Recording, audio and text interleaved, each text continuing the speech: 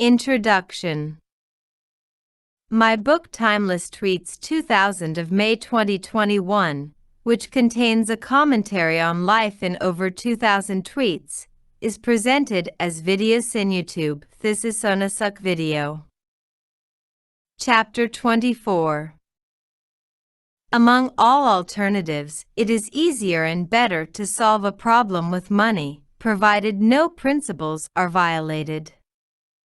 Every failure of government is not a sign of negligence, fury of nature, or other unexpected turn of events can result in undue pressure on available administrative machinery and other resources, and that can result in tragic incidents.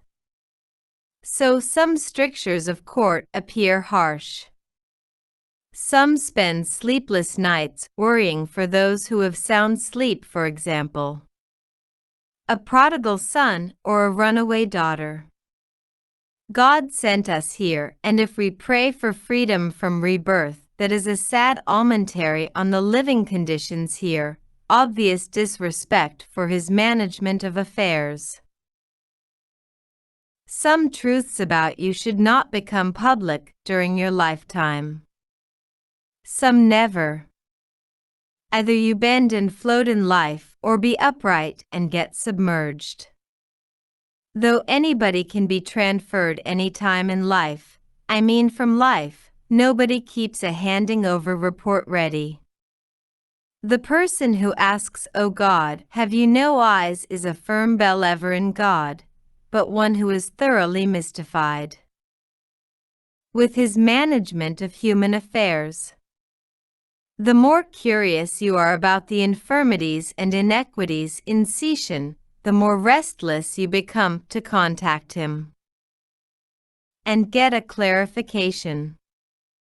Life is the longest dream lasting in a man's life, alternating between deep slumber and a vague imaginary feeling of awareness. Prayer may be an escapist safety device unless it proves to be otherwise.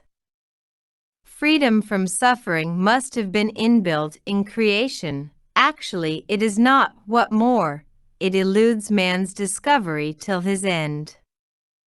When problems are overwhelming, some set the solution to the default position, that is called faith. Some people derive consolation that problems they have are nothing compared to what others have. This is the right attitude for peaceful living, but is questionable on ethical grounds, because the consolation arises from satisfaction that some others have more problems.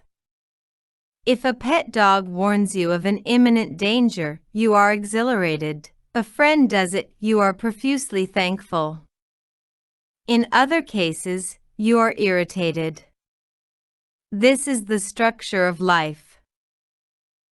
Problems are questions set by God in the scheme of life.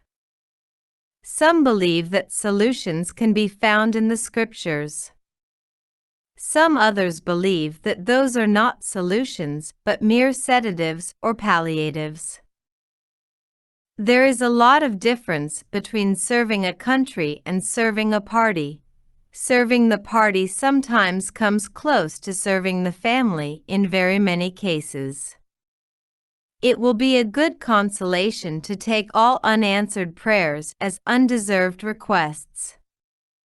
Intense desire and fervent prayer are close to each other. Bliss cannot make up for suffering endured. One baked in privation cannot rejoice in the beauty of creation. Desire is the starting point of achievements, but sometimes desire can lead to undesirable results that jolted Lord Buddha into condemning desire outright. Thanks to Corona, all are forced to stay indoors. Loneliness/gloom prevails. Years ago in US, people were held indoors for a few days due to a major power failure, and there was a baby boom some 9 months later. There is a Sanskrit saying, Dukam Sambhavati Jananam Bhuvati.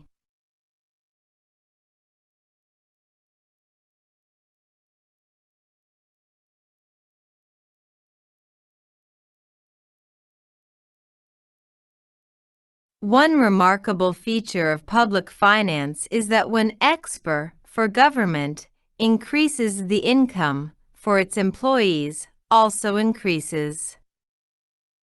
Frequently, courts lash out at governments for their apparent failure in the matter of attention to the aged, the sickly, the handicapped, the poor, and other downtrodden.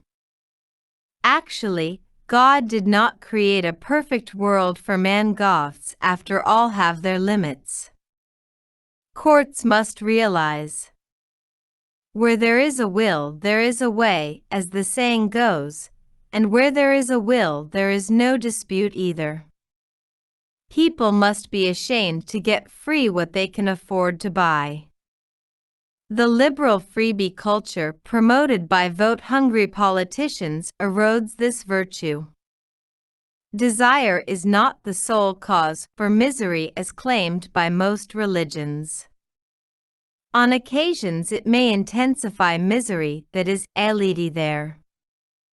I wonder why learned journalists attempt to have a very serious intellectual analysis of election results, while they full well know that the whole process is stinking, though dressed up in decent rules of procedure, currency flow, freebies, caste, digital onslaught, etc. It is sad that political parties entice voters with freebies. Once in power, politicians can make a kill in major contracts with business houses, while the public will be licking the freebies. It looks as if in a democracy, elections can be won with a thumping majority through digital methodology and scientific approach to publicity and propaganda. Same principle holds good also for retention of power. Electoral process warrants urgent rethinking. Some hold that worry is optional and not obligatory. Lock up if you commit a crime. Lockdown for everybody, and for no fault of theirs, that is Corona.